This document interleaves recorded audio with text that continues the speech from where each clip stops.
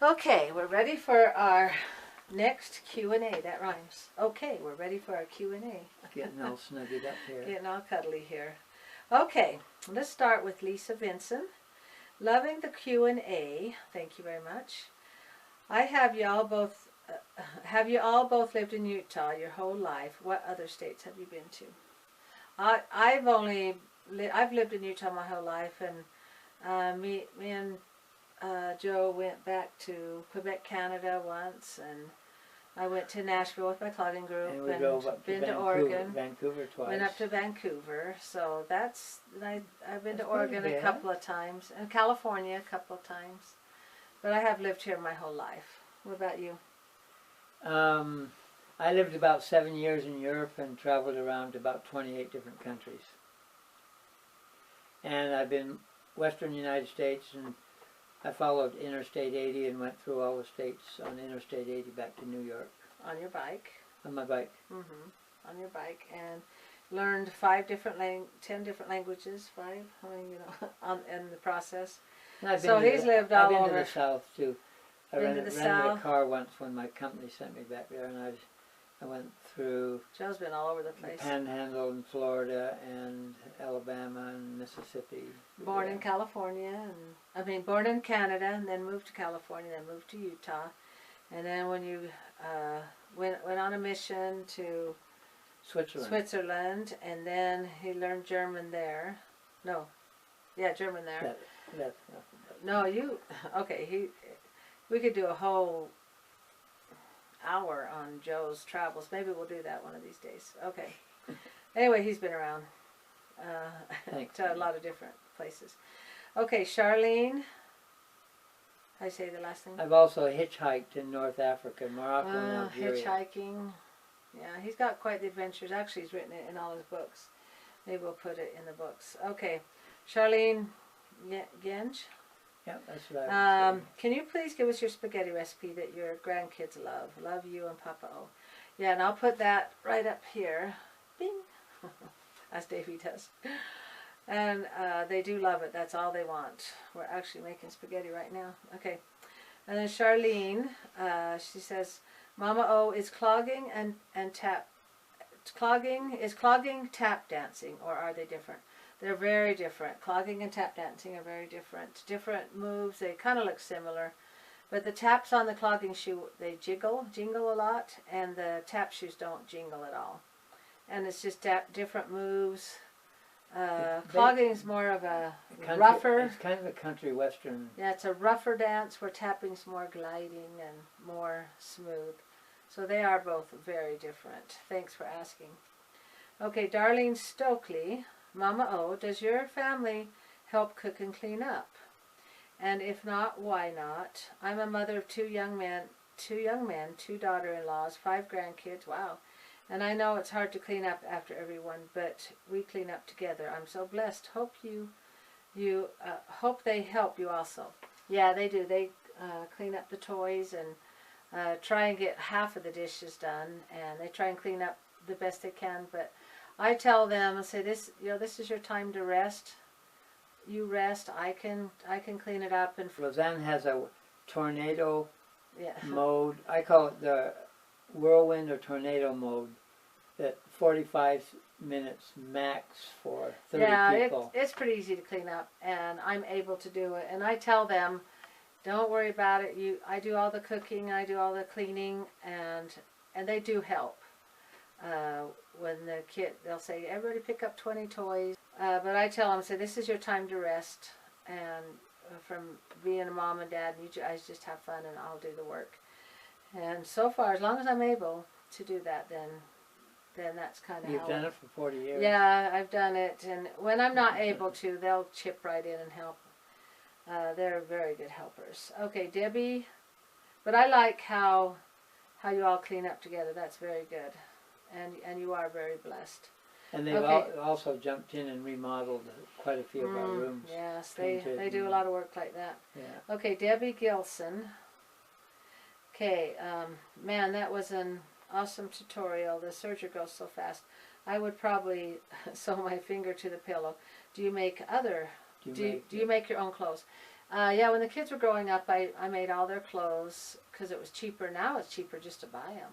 But if you can buy a shirt for $1 from China, I know.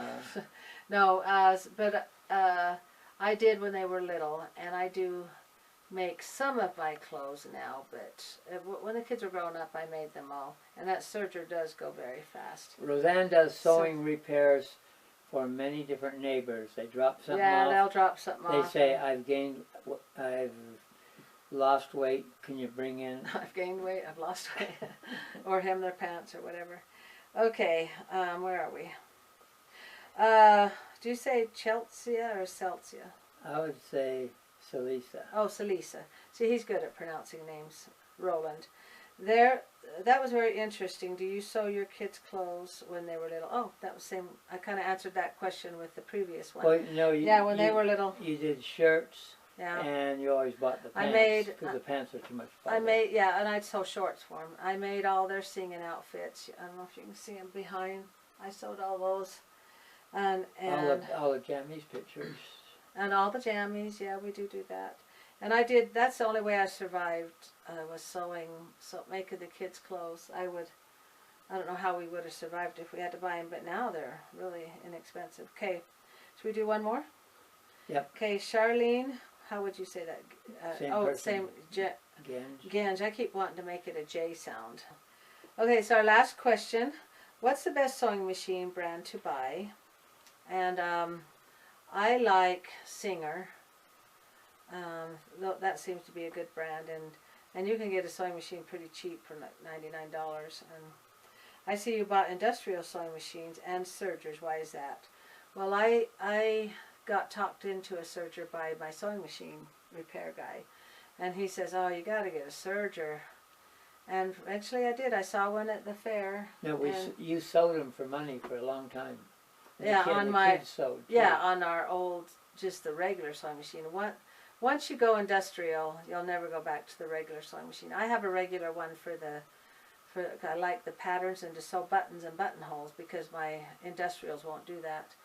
But I just love my industrials. They just last, but you pay the money, but it would take me like 5 years to pay off my industrials, but I got sold on those, and it took my sewing machine repair guy to say, just get you an industrial. Okay, and you have also bought a regular sewing machine for the finishing projects. Is there a reason why you can't finish them on the industrial machine? Industrials, they have their own purpose, like the serger, all it does is serge. You know, that special stitch around the side, and then this one's just a straight stitch. It doesn't do zigzag, doesn't do buttonholes or anything, so that's why I have my regular sewing machine. And she says, "Take care, Mama and Papa. Oh, I just love these DIY videos. Thank you very much. And I would love to make a quilt someday when I can afford a sewing machine. The one I'm going to attempt to make is a giant patchwork." Oh, good luck. Quilting is hard, but some people just really love it. It says, "My mom has made a few quilts. She is just finishing up a double wedding ring." Wow. You'll have to post a picture of that. She sews them all by hand, though. That's amazing. Anybody that does quilting is just amazing. But thank you so much. When we got married, the first Christmas, we didn't have money. So you made me a shirt by hand. Yeah, I didn't have a sewing machine when we got married, and I didn't have anything to give Joe for Christmas, and a lady gave me some material. She just gave it to me, and you didn't have a pattern. I didn't have a pattern or anything. I knew how to sew, but I didn't have a sewing machine. I didn't have a pattern or anything. So I got a shirt out of Joe's closet, and I didn't cut it apart, but I kind of guessed on. I kind of laid a piece down the arm and cut at least I had a pair of scissors and some hand needles. You still have that shirt, don't you? I still have that to show shirt. that. I still have it. Go upstairs and get it. He put it on. This is the one I sewed with the needle and thread. Turn 40, around. How many years ago? 41 years ago. Turn around. I gave this to him for Christmas. You were a little thinner then. Turn around again. Let me see. Away from the door. Actually looks let me see. Turn around. Don't pop the buttons. Those were So hold on. Let me see. Turn the collar's a little crooked. Let me see. This sleeve's shorter than this one. The buttons are uneven, but other than that, it looks great. Ladies, you never wore it. Ladies, do any of your husbands have a shirt that you bought him 40 years ago? No, bought or sold? Sold, yeah. But what's funny is, I'd say, "Hon, how come you never wear it?" He goes, "Oh, I'm saving it. That's special." I go, "Oh, yes." Are we going to end the vlog with you wearing that? Yes, All right. Okay. Let me get the camera set up. Oh dear. No, but seriously, it's a very special He said shirt it for was me. sweet. Okay, we'll end with one of our quotes. It says, "Learn from the mistakes of others. You can't live long enough to make them all yourself." Oh, you want to do one too? I just want to see one.